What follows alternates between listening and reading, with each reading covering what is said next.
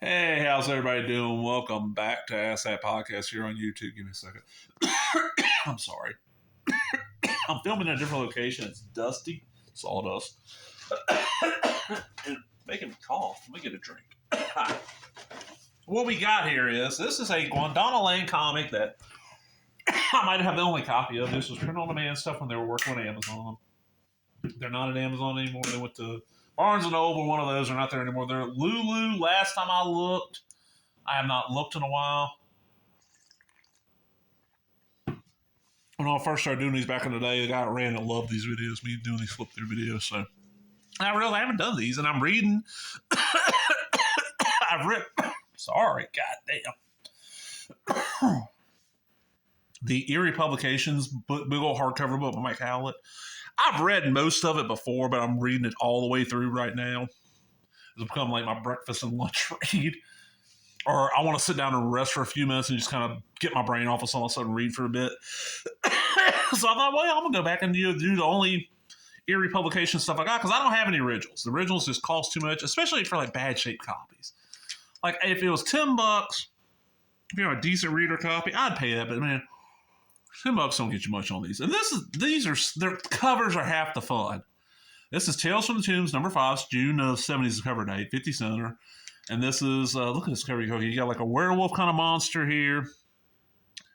His chick's got the stake right between her breast. He's getting ready to hammer in this like Frankenstein creature's getting ready to pound him with the, is that the candlestick? So Frankenstein did it with the candlestick in the graveyard. It's Clue, but monster version. And featuring the theme from the grave, fire monster, plus other weird tales from the tomb. And what these were, those Erie Publications took a bunch of old pre-code shit. Some of it, public domain, some not, just reprinted it and like redid the art a little bit and put it out there and like went through the 60s all the way to like 80, 81. So I remember seeing these, the tail end of this shit on the newsstand when I was a kid. When Erie Publications hit the scene in the mid-60s, they hit upon an interesting idea for writing their horror stories. They just wouldn't do it. Why pay writers, they apparently thought, when there were so many great horror comic stories already out there?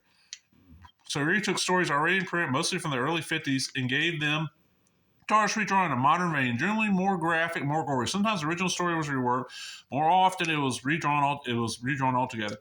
This was not strictly speaking legal. In fact, it was piracy.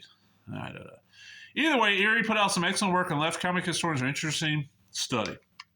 Tales from the Tomb had a great 32-issue run over 6 years.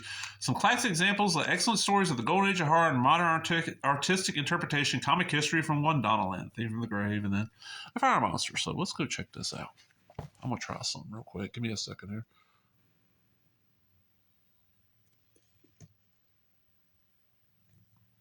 Okay. Give me a little more room. And these were, when did I get this one? Where did it come from? This one came from Middletown, Delaware, October 2020. So I had this for a couple of years. It's been a few years since they've been on Amazon. And we always get, there's the cover. Their information. Go to their Facebook group. There's like a fans of Gwandanaland. That's the best one to go to. And you can get your information there. It looks good in black and white. Weird Tales of Voodoo. And I'd forgot about the, don't seeing them as a kid. I forgot about them. And what renewed my interest in them before that book came out was, what was it, Video Asia? It's like one of those companies putting like Grindhouse and like horror stuff out. Was using the art from these covers, just repurposing it for their, like they had Tales of Voodoo and Terror Tales and all that. And I got a few of those just for the covers, and that's what got me wanting these again. Okay, published bi-monthly, supposed to be. Okay, so we got 1, 2, 3, 4, 5, 6, 7, 8 stories. Carlos Burgos is the art. Irving Voss is the art director. Carlos Burgos is the editor. Ezra Jackson's the art editor. Okay. The Thing from the Grave. This is from Chambers of Chills 24-4. Don't know who it is. Chamber of Chills. That would be Harvey, which had some really good stuff. Harvey, people forget, Harvey actually put out more than just the Richie Rich stuff. Devil's Plague from Beware number 7. Beware was Ajax, maybe? I'm not as up to date on my old pre-code horror stuff as I used to be.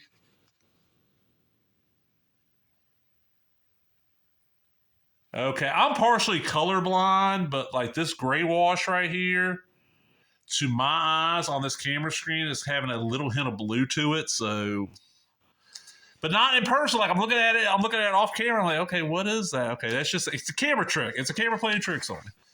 Fire Monster from Beware #9. I like that. It's a cool piece. That's what I say. I'm really surprised more of this stuff has not been stolen. Like, it's public domain. Use it for something. There's so much great stuff in here.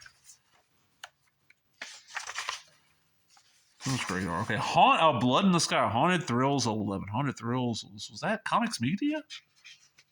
I used to know a lot of these, and I just kind of, over the years, lost that knowledge. It used to be really heavy in all this old public domain. Facts for Ghouls. That might be one of the few pieces of original art in here. Hissing Horror from Fantastic Fears. #4 Fantastic Fears was... Shit, I don't know, but I like this. I like the line. Look at the line work.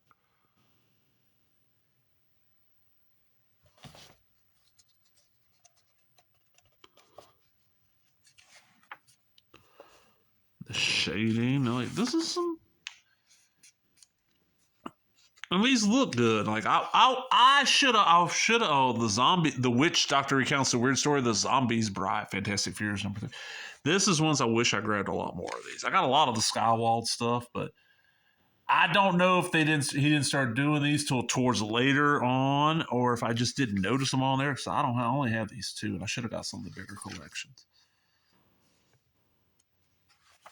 All right, and we got The Sound of Morning from Voodoo 18.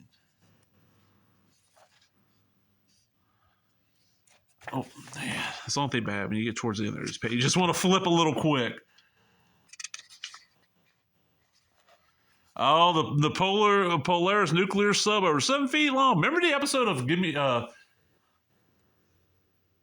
a Life about that?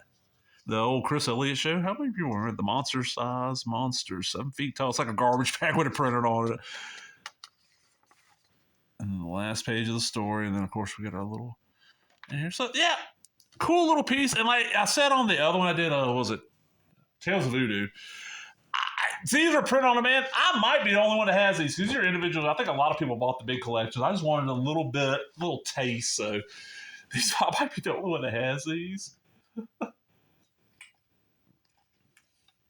Who knows? And I do love print on demand comics. I've got a bunch of stuff from Gwandanaland. I've got quite a few wrestling books that are print on demand, but my favorite is Rick Veitch is doing all the King Hell and all the stuff he owns the rights to that way. And there's some really cool stuff coming out through that. Like Boy Maxi Mortal was amazing. I did as of filming not that long ago, and it's actually up, video on that series, which was 4 issues, like 60 pages a piece. And the neat thing about it was, because like 60 to 90 pages is the same price. He's like, well, hell, I'm gonna fill up the back matter, with like reprints and stuff you ain't seen it forever. And he gave you a good package for your, it was like $9.99 an issue. I think these were about that price, about $9. So I'm out, everybody. There you go. Laters.